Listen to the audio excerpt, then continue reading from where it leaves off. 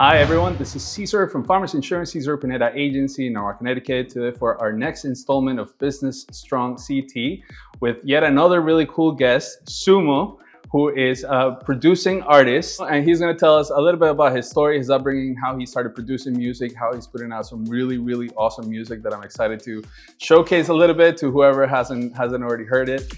Original music by TSUMO.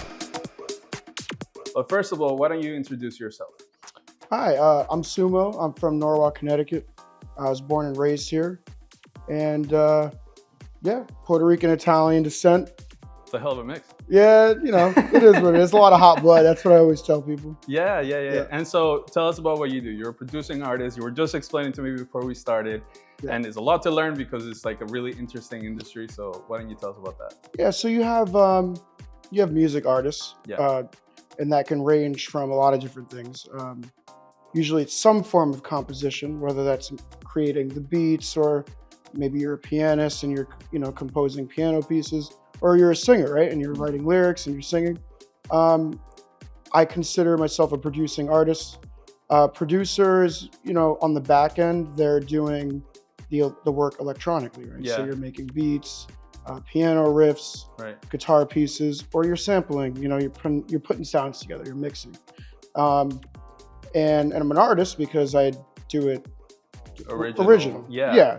Not every sound might not be original, but the composition itself is original. Right. So, but that's cool because like what you were again just explaining to me is that most DJs are playing already existing music versus producing artists are creating from scratch, basically something that nobody's heard. Yeah, A lot of people they can get it confused. I mean, not everyone's in the music industry, right? So that's why we're here. DJing, you're performing the music or you're playing it on a mixer or whatever your module is, but it's different. Not every DJ produces, and not every producer DJs. I started DJing a year and a half ago. I've been producing for 10 years, and I was advised by a couple of people like, hey man, you got to get out there and start DJing. Your music's getting better. You're starting to, and I was never comfortable with my own music. Yeah.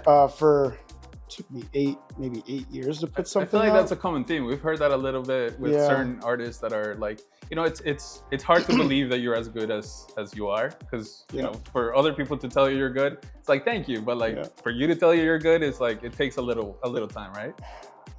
I would say for a real, like true artist, yes. Right. You want to perfect the craft. You're not just settling for like, all right, I did this and that's it. So well, you want to find the middle ground. Yeah. So as an artist, it's a blessing and a curse to be a perfectionist. Right. So it's a blessing because you're a perfectionist, you will do everything to get it to sound or be as good as it can be, or as good as you can make it. Right. And then the downside is you'll never put anything out because it's never where you want it. Right. You want to find a middle ground where you're comfortable with what you're making enough. So I have like a 90% rule.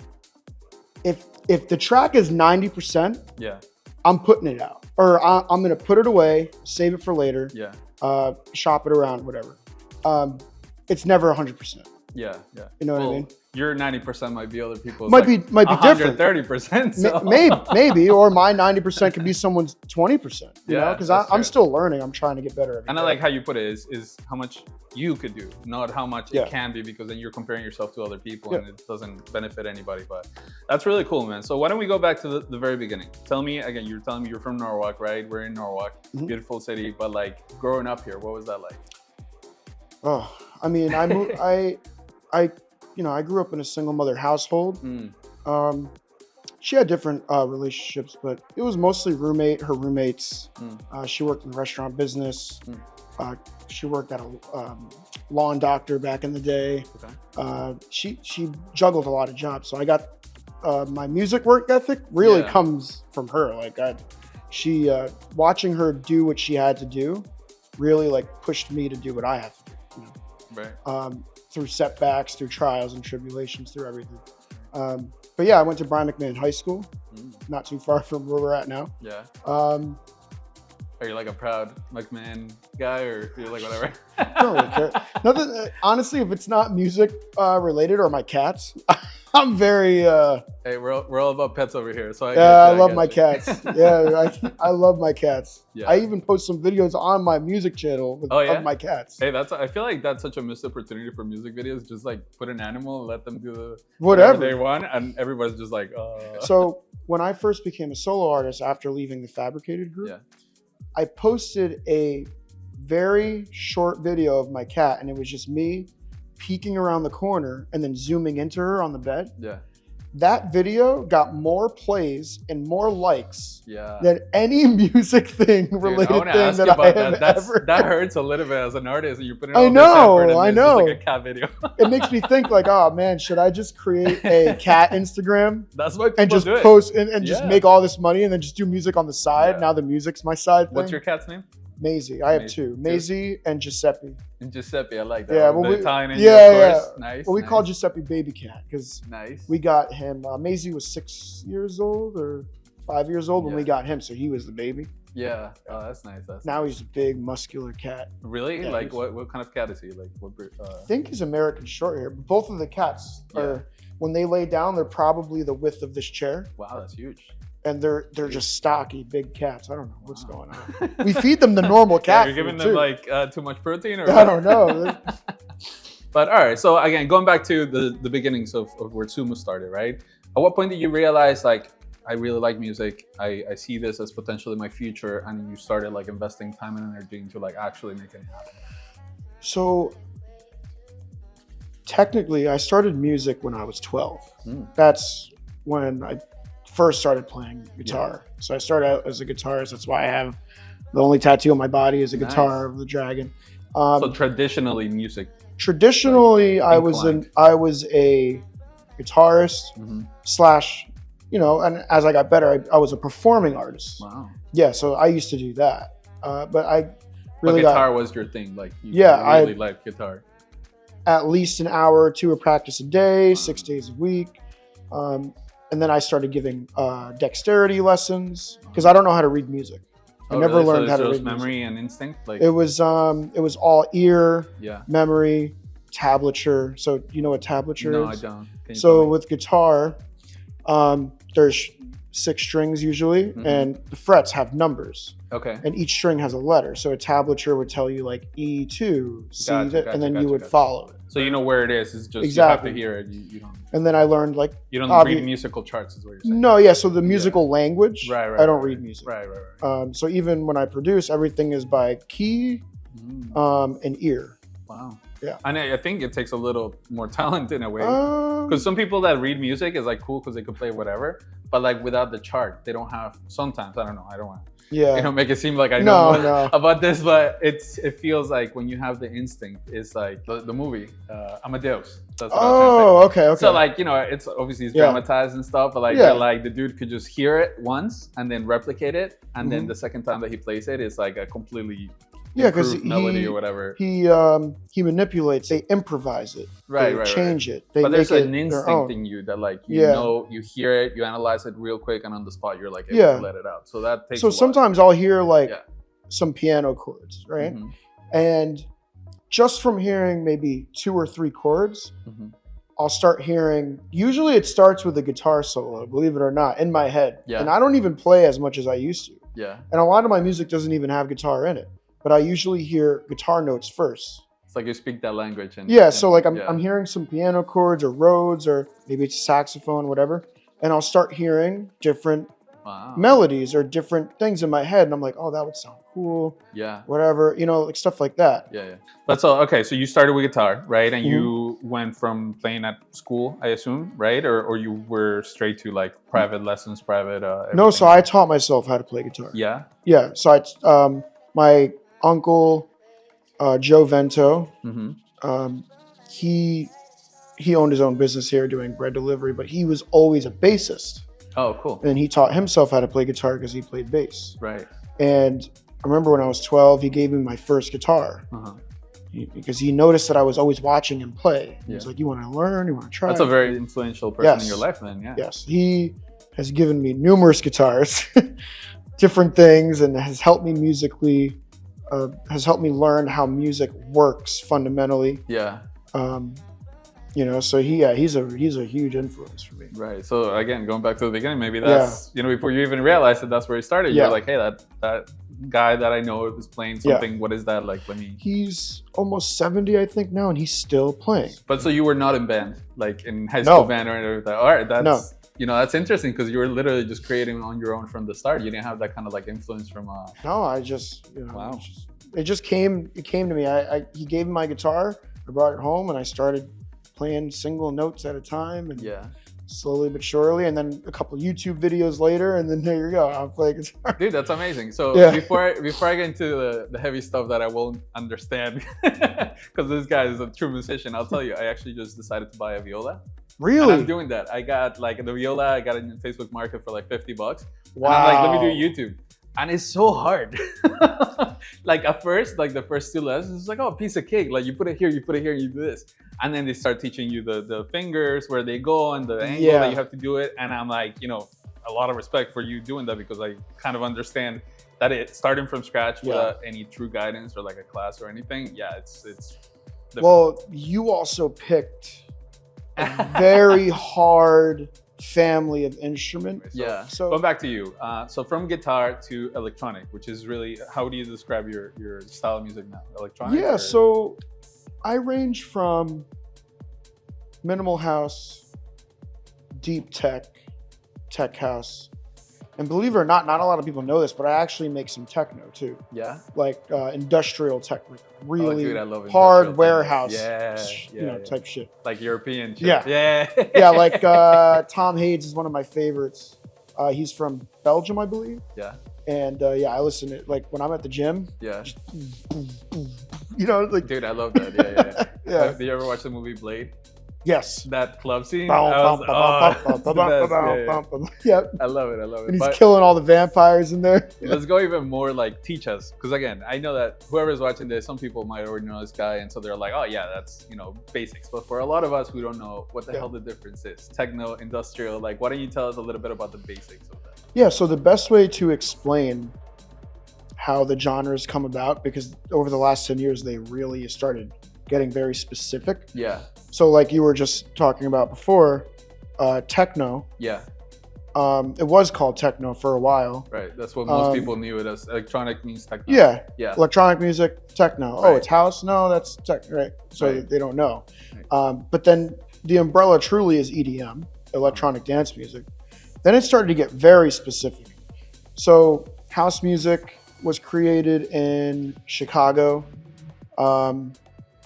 Then house music started to add in certain other things, but it was still called house. Yeah. As time went on, people realized, I think it's because people like certain tracks and not other ones, and they don't understand, well, if it's house and I like house, why don't I like this house versus this house? They must be different. Right.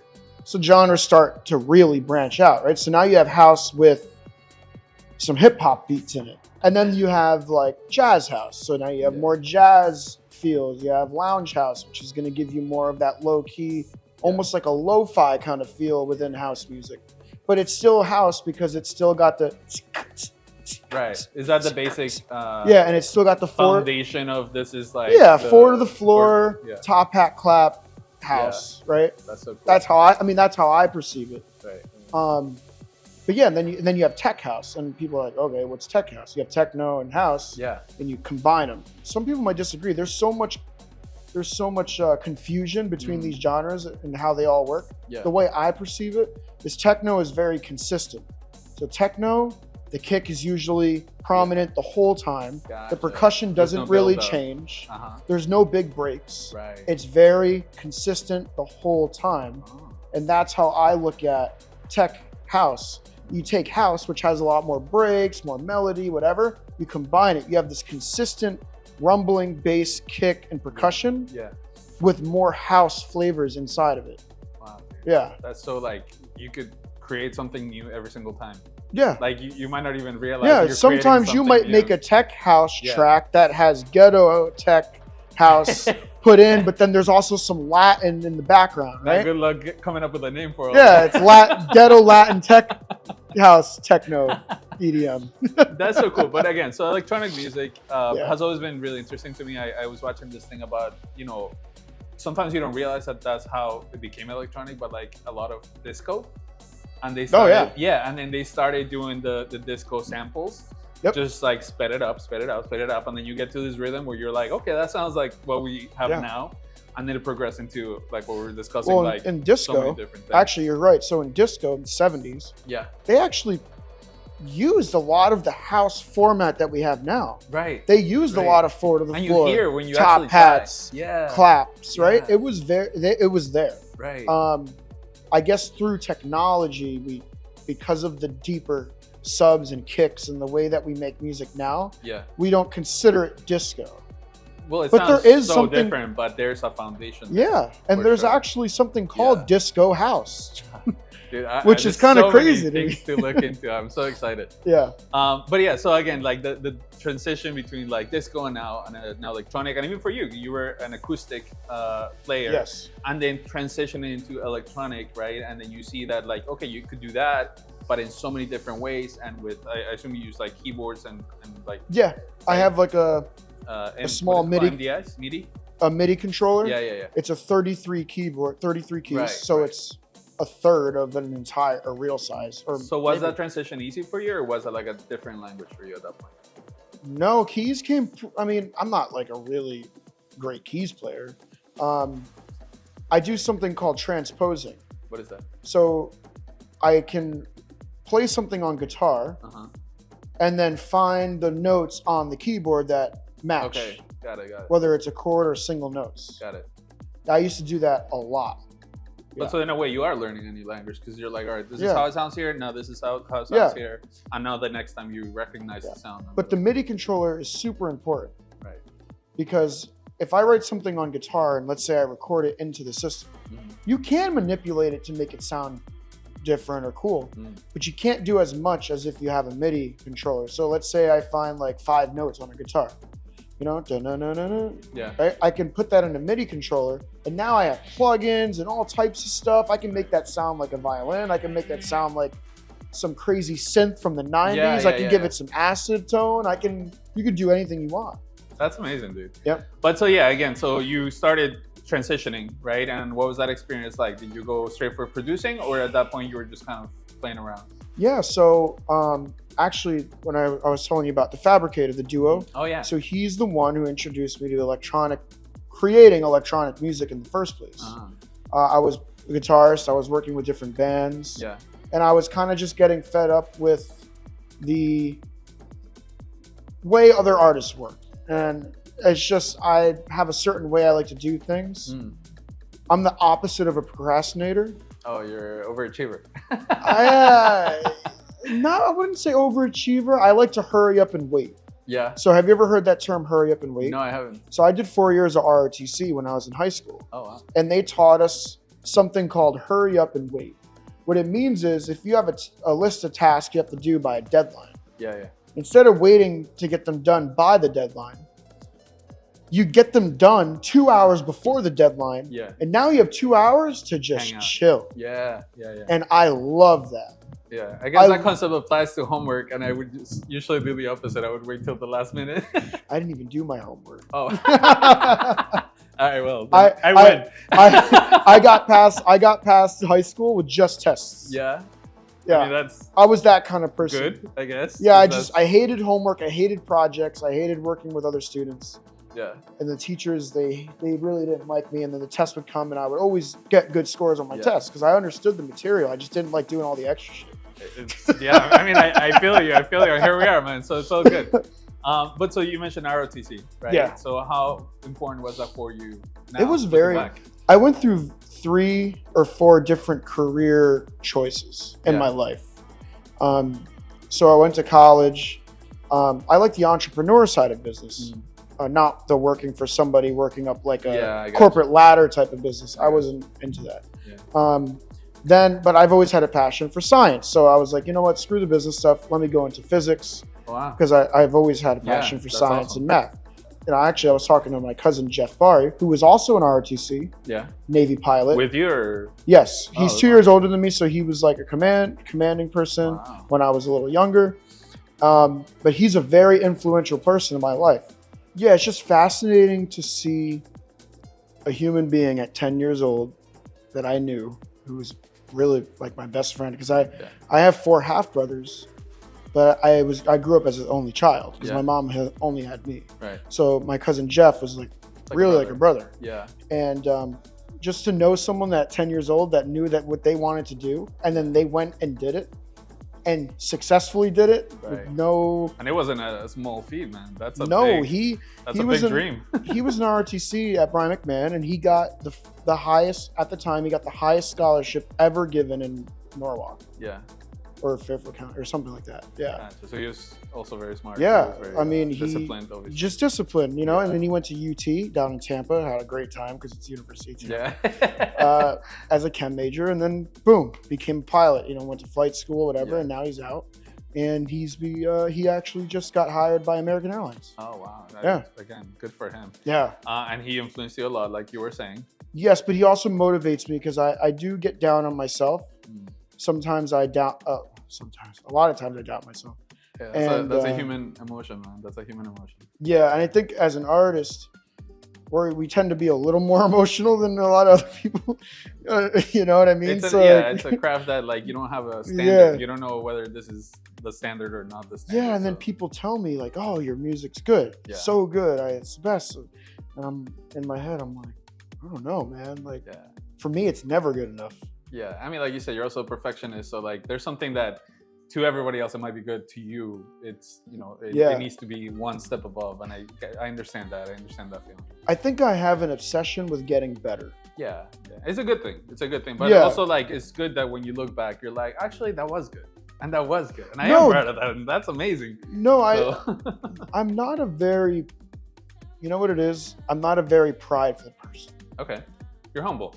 I try to be. Yeah, that's also a good thing. I'm not one that's like, oh yeah, I'm Puerto Rican, or oh, I'm Italian, we're the best.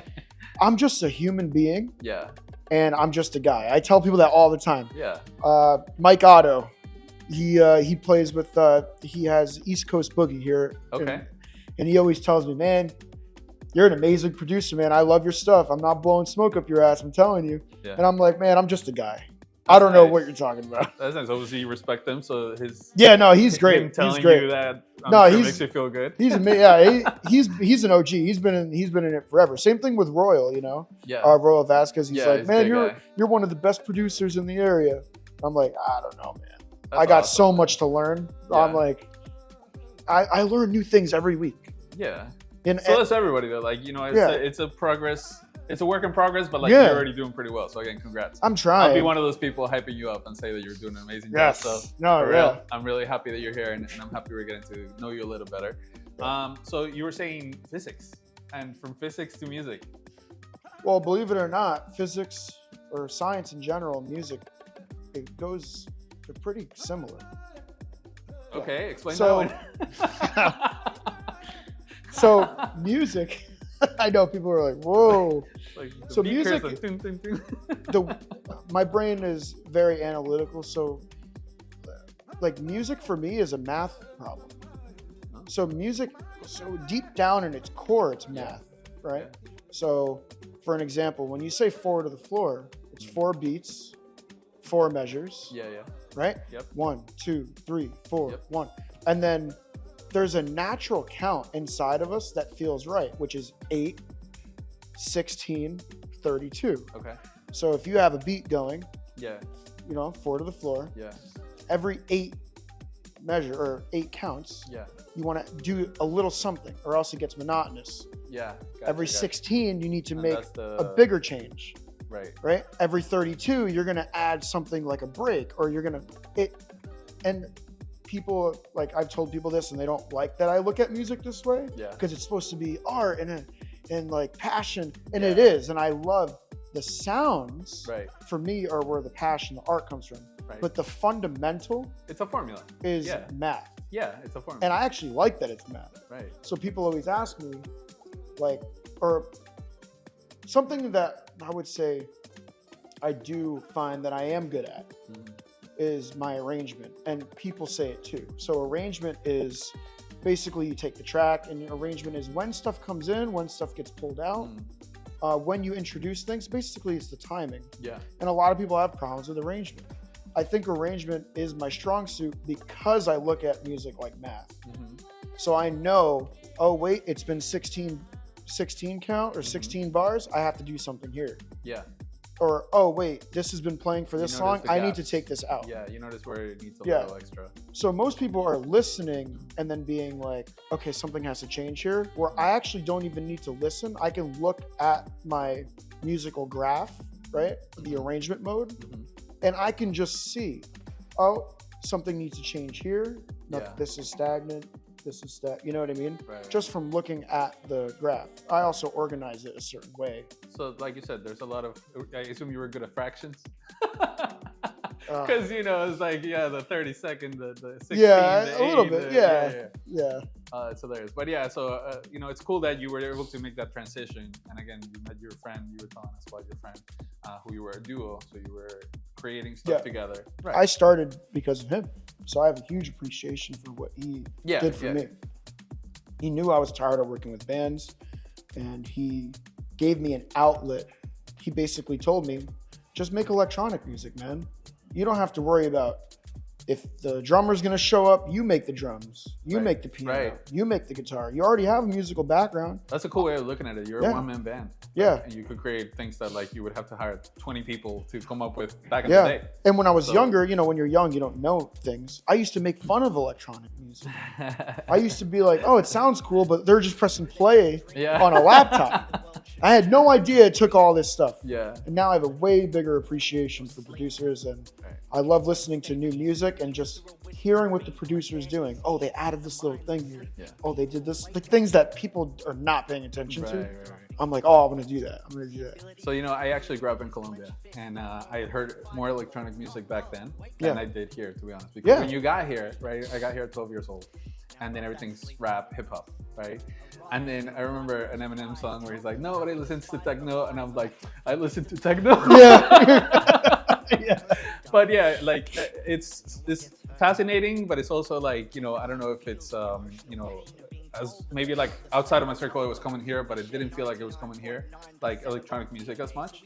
But in like Colombia, or I know we were talking about Europe. Europe is huge about electronic music. It's the whole world. It's everywhere but here. It was an epidemic. It took over. Well, and that's why I'm saying, like, it does feel like maybe it is here. It's just more underground. A lot of people don't know about it as much, and that's where I kind of want to pick your brain. Like, how do you see the electronic music scene here? Because it became like mainstream. It became everything, right? Everything has electronic music, but like the real, like what you're doing, because I've heard your music, you're doing like the traditional, like, the hardcore stuff. The stuff that people dance to on drugs at 4 a.m. Hey, that's the good stuff. That's the good stuff, yeah. How do you see that scene? Do you think it's growing? Do you Around think here? Yeah, in general. Like the States, or even the tri-state area, or... So we can, I can go, so there's what's considered house music hubs. In the States. So you have New York. Yeah. Chicago. Yeah. You have Miami. Houston has a decent scene. Really? I know a DJ out there, he says the scene's like pretty good. And I'm sure somewhere in California there's probably like a decent scene, right? Maybe LA or somewhere in Hollywood, they probably have some form of house music scene there. Right. I noticed that, especially in the States, house music tends to follow where the money is, which is really interesting. Yeah. I find what I make to be a little more like upscale house music. You know what I mean? Like I have a vision of luxury. Oh, nice. Not for me, but just the music in general. Yeah. Like I put out. I'm in my yacht, like let's. Yeah, I put out songs, and I'm like, I can imagine some guy on a yacht with all his investor buddies and hot women just listening to this track. There you go. You know what I mean? I don't have a yacht. Visualize. I don't have a yacht. Maybe I'm playing on his yacht. Maybe he hired me. Hey, exactly. He likes you enough, he'll invite you to the yacht. So maybe, right? That's awesome, man. And then I'll just be like, oh, it's my yacht. No, it's yeah. But yeah, so who are your influences as far as music? Like, who are artists that you look up to? So I'll go really far back, and I'll say Bach is one. Yeah. So I love classical music. Oh, I was gonna say Bach is like a new version because So something people don't know about me is that I love classical music. Nice. Bach is my favorite classical. He's very organized. Nice. So in the more modern sense, I love old school hip hop. Yeah. I don't know if some people notice this, but there's a lot of hip hop style beats in house music all the time. The tribal after it became there's a lot. More, I even do it. Like I'll do some chopped up hats and claps and different stick sounds, and it'll sound like it has a tiny bit of hip hop influence. I loved Tribe Called Quest, KRS-One, Mobb Deep, Biggie, the Fugees. Yeah. And there's plenty more. Right. But those are like my, I listened to that growing up. Believe it or not, and I'm not much of a mainstream listener for music, but I really appreciate Avicii's art. Yeah. When I first started learning how to make house music, I was studying Calvin Harris. Okay. Who's an outstanding producer. Yeah. It's not really the style I make, but like I have such an appreciation for the combination of sounds that he uses. Yeah. I met you and I met Vasquez and I met Daniela. Well, I already knew Daniela, but I really enjoyed when we did a little collaboration that you each had your own style. And I didn't get to hear yours as much until afterwards. Yeah. But like now that I hear yours in your social media and then I compare it to theirs, it's like you each have such a like individual, unique like way of doing it. Yeah. A lot of us do. Yeah. And the fact that you still work together, that you still collaborate, that you're not trying to just copy each other or like, kind of like, oh, you did that, now I'm gonna do it. Instead, you're kind of like inspiring each other in a way, but like you're each doing your own thing. That's really cool. Well, Royal Vasquez, you can't copy anyway. He's such a fascinating DJ with his technique. Yeah. He barely ever messes up. All his transitions are crazy, different, unique. He's always messing with everything. Yeah. It'd be hard to mimic him. He got that Colombian fire, man. Yeah, he's got a lot of fire in there. Me, I like clean transitions. I like it to seem seamless as possible. Yeah. Where sometimes if you're not paying attention, you didn't even know that the song changed. Right. As seamless and yours is as a little possible. more laid back. Yours is a little more like... A little bit more. It's like... get lost in your own mind kind of thing. Yeah, and I also like deep, dark, sexy music. Yeah. You know what I mean? Where it can actually be intense, but it's got this dark groove where you're like, I don't know, after party, I like that. And again, the let's talk about it. The song that you just put out, man, that's a really cool song. Night Watch? Yeah, dude, I really, really like it. Night Watch. It's so interesting. Great name, by the way. Yeah, so when I was making that song, I didn't like it. I did not like it. I was actually going to scrap it. But then I showed it to a couple of friends on my Discord server, and they were like, wow, this is really cool. And I was like, really? Yeah.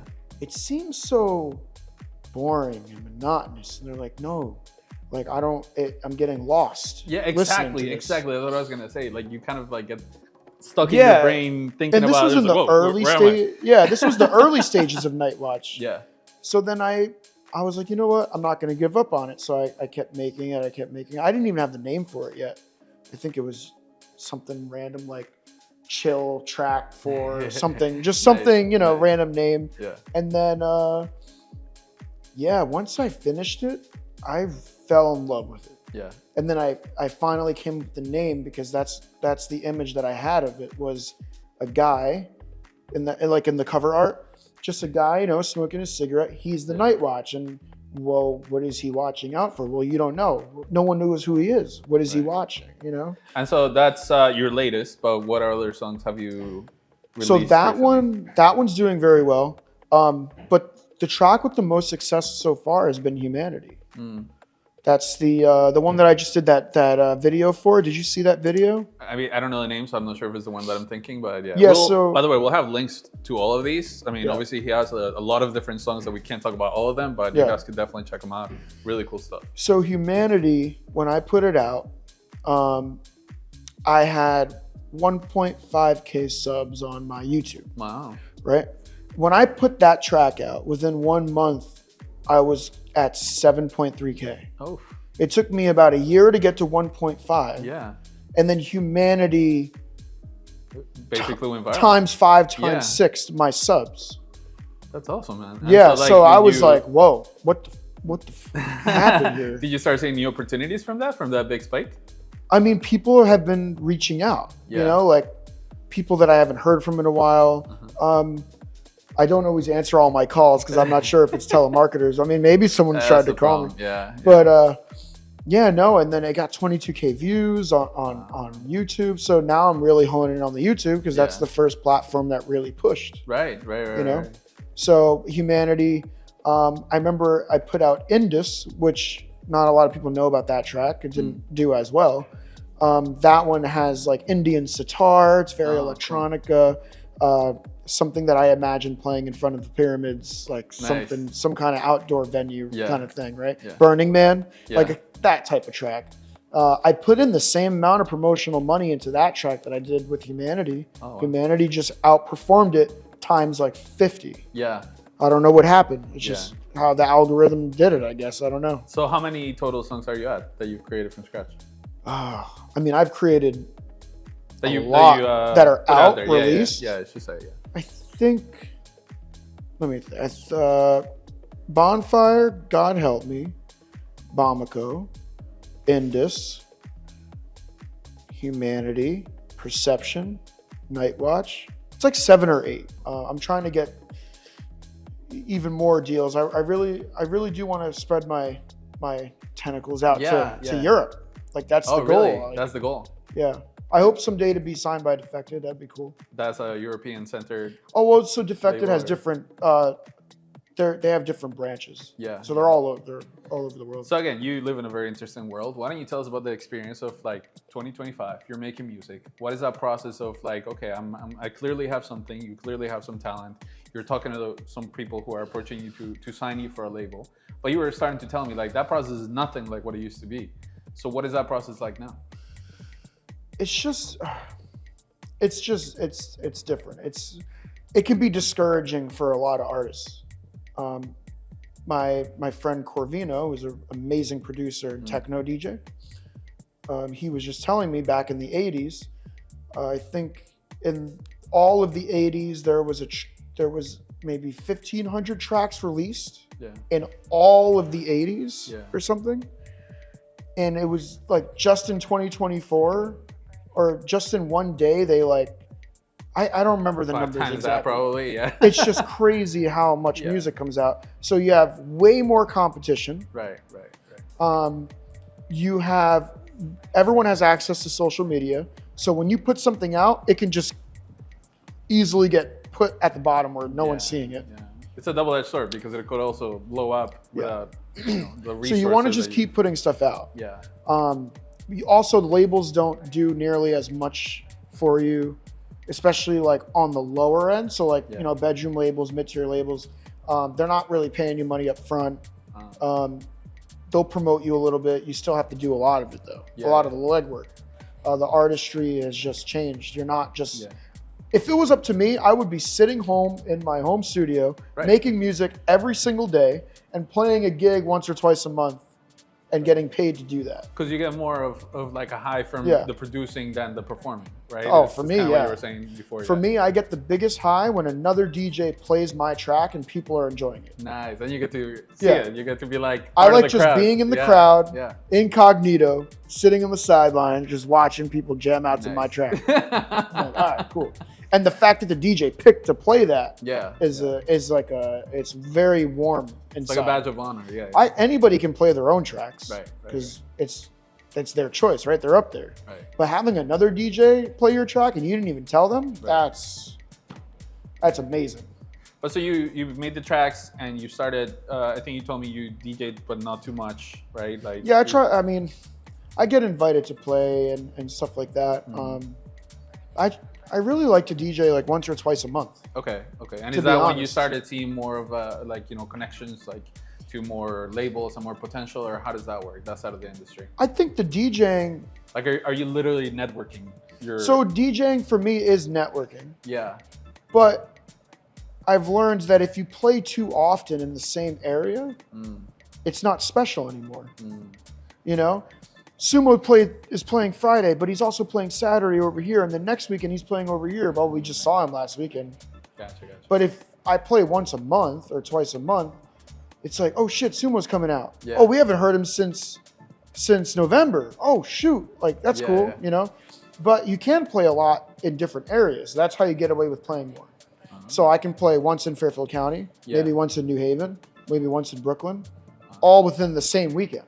Right. But like you said, it's like totally a different circle crowds. and like, but yeah, I'm sure you still have people following you because they like your stuff. Yeah, So the last time, actually one of the most recent times I played, I had my two really good friends. They came with me all the way to Westchester. Then we went all the way to Barroso. And then we went from there to like a after party. And we all went together. And I played at 3 different places. Nice. So some, you know, there's certain people that are really good friends of yours or just really like what you do. Right. You know, and I'm really lucky to have people like that because they help me a lot. But so again, that part, like, so when you think like starting out as a musician is a lot of like sacrifice, a lot of like back in the day, it used to be the demo CDs, right? And stand in a corner. Oh yeah, just yo, check my shit. Yeah. I actually, in the city in Manhattan, I was out with friends and I was drinking. And then like this guy's like, oh, you guys want to buy my CD? I was like, of course, man, of course. Here's $1. And then I pull out and it's a 20. And then he's like, thanks. He goes away. Oh like, wow. Okay, I hope you do great, man. I hope you're a great artist. Back in the day, you probably. No, this was like 5-6 years ago. So yeah. But you know, respect because a lot of hustle, a lot of, you know, again, being out in the street selling CDs. And then we heard some of this stuff and it was actually pretty decent. So like sometimes people just need that chance, right? But again, for you, I'm sure it was different because it's a different world. We're in the electronic age, like a lot of online activity. How does that work where you have to like approach the right people at the right time? I mean, approaching the right people at the right time in person for me is easy. Yeah. I like talking to people. Oh, there you go. I enjoy it. There you go. It's fun. I like meeting new people. Yeah. And then I get tired of people. But no, I do enjoy meeting new people, shaking new hands. I enjoy reading rooms, reading crowds, you know, like I do enjoy it. And it's I usually leave a decent impression, I would say, from like one person to another. So yeah, that part's easy. It's the online part that I don't like. Oh, really? Okay. It's so saturated with so much content, and people are just known to just flick through stuff, right? Oh, you watch it for a couple seconds. It's not interesting. I'm gonna flick through. Well, tell me about your process. How do you, from start to end, how do you decide like, okay, I'm doing 10 songs and then I'm gonna do one a month, or how does that work? But when it comes to artistry, I don't put restraints on myself.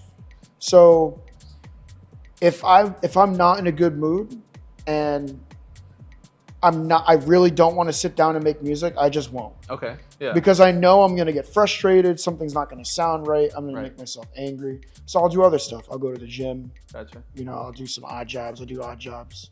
I build computers too. Oh, nice. You know, so like I'll do other stuff. You like, what's your average like time that you take in a song, or like how does that work?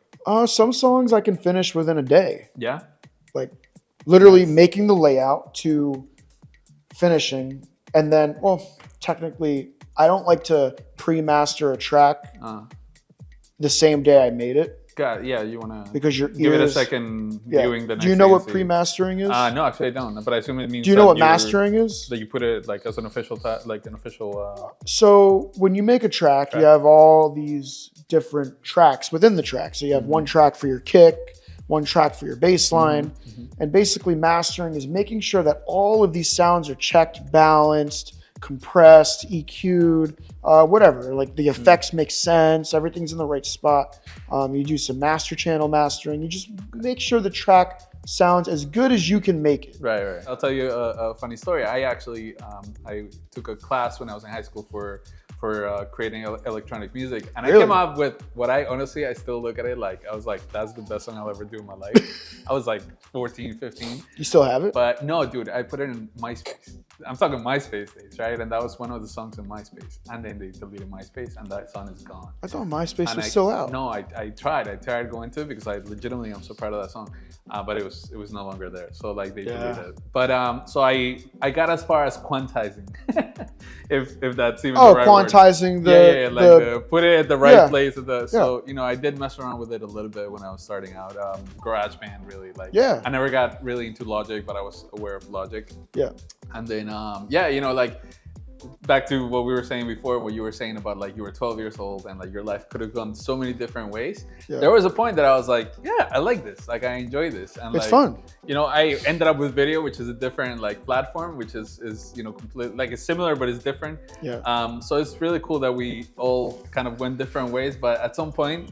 And I'm like, bro, you can come over. I'll show you how to, like, I'll show you all my techniques. Yeah. I never hide any of my techniques. In fact, on my YouTube channel, I'm going to start doing some how-to, like how Sumo does his blank, you know? Nice. And So I'm sure yeah, the people that are doing what you're doing, they'll be all so that. you can tune into the YouTube. Yeah. If you ever want to learn a couple techniques that I use, if you like the way my music comes out, then you can come on there. So let me ask you a two-part question, because you kind of already touched on it. Like, does it ever get overwhelming, the amount of options and the amount of like sounds and the amount of like instruments? Because you have like infinite possibilities. And before you answer that, what do you think the role of AI is coming into that? That's a good question. Yeah. I never get overwhelmed with sounds because, and I'll tell you why. When I make music, I start with kick and percussion and I lay it out, the whole track from start to finish. I already have the time laid out before I add anything. Yeah. Which is people find crazy, right? It's not usual. That's not usually how people do that. Most people that I know, they start with a melody of some kind, or maybe some lyrics, or some form of more musically driven sounds. Gotcha. I love percussion. Percussion gives me the energy of the track. Once I get the energy from the track, I start hearing stuff, or I start hearing what I want to hear next. Yeah. Gotcha. Oh, I hear some keys. Maybe not bright keys. Maybe I hear road. Oh, maybe not that. Actually, I hear some kind of wind instrument. Let's put that, right? Whatever the case. Yeah, Synth, yeah. whatever. Anyway, the way I look at it is, you've ever done a puzzle? One of those 2,000 piece puzzles, well, whatever? I tried. Yeah. So how I look at it is, what does everybody do when you do a giant puzzle? It's the first thing people Corners. do. You do all the outline. Yep. So that's how I look at the percussion, and that's how I look at the arrangement is your outline. Gotcha. And now that that's done, now I fill in all the blanks. And that's everything else. Synths, background, vocals, everything. That's how I make music. Right. And the reason why I don't get overwhelmed, now that I said all that, to bring it back, is I already know what I want to hear. You have a vision. That's very important. So people are like, oh, but there's all these sounds, right? But I already know which sound I want. So I'm going through, even if something sounds good or cool, I might take it and save it, be like, oh, I'm going to use that later. But I'm not going to get interrupted because I already know what I want. Gotcha. Yeah. It's hyper focused. Yeah, and again, that's a good thing. And now we can get into the AI thing. Yeah, it's coming out, man. I mean, it's already here, but it's getting more intense. I would say it's very bad, but also very good. And I'll explain that. It's very bad because there are going to be people that are going to try to use AI to make entire tracks. Yeah, they already are. Like entire tracks. The problem with doing that is I don't believe you're going to get what's called an artist signature. So every successful artist has something that I call a artist signature. So a signature is basically, hey, I'm going to listen to Sumo's tracks. When you hear my tracks, you're going to notice there's something in there that I'm doing, and I don't even know what it is. There's something in there, the way I produce music, that tells you that that's my track. To the point where somebody can put on a track and you might not even know what it is, but you hear it and you're like, that sounds like Sumo. Yeah, so I think there's pros and cons to the AI. The fact that obviously people are making music and video. Yeah, like video said, too. It's insane. Just straight off, just typing in some, what do they do? They type in like... They literally type in, I want to see Tom Cruise riding a motorcycle with this music in the background. And then it's like, poof. Yeah. That's it. Like just one enter and that's it. And it's in a way, it's kind of screwing everybody over. That's why there was a whole actor, the protests and stuff, because it's like, the people who, that's their livelihood. That's what they make money from, right? And then the people behind the scenes who are writing the scripts. You tell an AI, write me a story about a guy who went traveling and he like felt whatever. Like, and then it's just like boom. Yeah. And then that person who was living off of that writing gig, that's it. They don't get paid anymore, right? And so it's coming for everybody, but I like what you were saying before. That there's positives, right? Like there are things that like could help you be a better artist, and if you look at it that way, then it ultimately is a good thing. But it's like so. For an example, I've heard some of the vocals that come out of these AIs, right? Yeah. There's some really clean, nice vocals, and technically they're original. You didn't splice them from somewhere. Yeah, I thought everything was based on like existing stuff. Like they can't create. I mean, as far as I know, I don't know. Well, can they create? Well, the thing is, it doesn't tell you whose voice it is or anything. Like I've heard like some vocals come out and it's like AI vocal, and it sounds like someone's literally singing into that. Scary, man. You know what I mean? Yeah. And it doesn't tell you whose voice it is. So I was assuming it's just AI created. Mm-hmm. And you can tell it to sing whatever lyrics you want, and these vocals are coming out amazing. Yeah. What's cool about that is you don't have to give anybody royalties, right? And then you don't have to worry about someone else using that vocal because you can't find it anywhere else because you made that AI to do that, right? Or that prompt. Right. So that's some of the positive from it. Maybe not for singers, but for music producers. Do you sing? No. No sing? I used to sing a little bit when I played guitar back in the day, but I can't anymore. I mean, I'm sure it's still in there somewhere. Probably somewhere. Too many cigarettes and all this other bullshit. Hey, now you just got a raspier voice. Yeah. Some chicks like that, right? There you go. Yeah. So there's pros and cons to AI. Honestly, I don't feel threatened by AI. Yeah. Because I know AI won't be able to give the artist signature. Yeah, like that I was talking about before. Yeah. Which it's tough because it's like are you doing it for the love of the music or are you doing it for the money, right? And I'm sure some people are doing it for the money and they're gonna cut corners. And I think there should be a balance of that because I've seen very talented artists fail because they didn't know how to moderate that. They didn't know how to say, "Hey, I love this, but this is also a business." Right. You need to be able to moderate what you do. Right. Like I love music. Like for me, I love music. I have music that makes me cry just from the music, not because I'm thinking about something that's sad or whatever. The music itself was so beautiful that I got like chills, right? Yeah. So I love music, but I also understand this is a business, and I'm in it for both reasons. I'm in it because I love music, but I'm also in it because I want to be able to support my future wife, whoever she may be. Yeah. And yes, I'm single. Hey, ladies. My future wife. I want to have children, and I want to be able to support myself, my future family. Right. I want to be able to retire my mom, all with music. Right. Which is very hard to do. And I'm not saying I'm going to succeed, but I'm not going to stop till I die, to be honest. Dude, so you have a lot ahead of you, but you're already doing really great, right? And you're 30, so you're still young, right? 31. Can we agree on that? 30. Let's just say 30. So yeah, you have a lot ahead of you. And so the most important question that I've asked you all night, where is this going, man? How far is the dream? How big is the dream? So for me, I can't put a number on it. I don't want to put a number on it. Yeah, not a number, but just like your vision. So one part of my vision goes back to what I just said. So having a family that is financially secure and free is very important to me. Whether that comes from investments or music, I want that for myself and my future family. Yeah. Still want to make sure my kids work hard, but you know what I mean? Yeah, you take care of them. But yeah, like I want financial freedom for my family, and I would love it if it came from music. Right. So that's one thing. Like, where is this going? That's my goal, right? On the other side, I want to play in front of the pyramids. That's what I'm saying. I want to do the Solomon thing. Come across as a dreamer. You know, so I saw this video of Solomon, amazing producer DJ. He was playing in some broken down Coliseum in Europe. Dude. Like all the walls were broken and it's just filled with people. And the sunset's coming down and the music gets harder and deeper the darker it gets, and then people have these torches. I'm like, I want to do that. Yeah. Like that is gonna happen. So that's one setting that I love. But the other setting I really want is that boiler room style. Yeah. Where you have like two DJs, right? And we're going back to back, and we're in the center, and it's just dark and sexy, and like that type of style. Like I want those two things.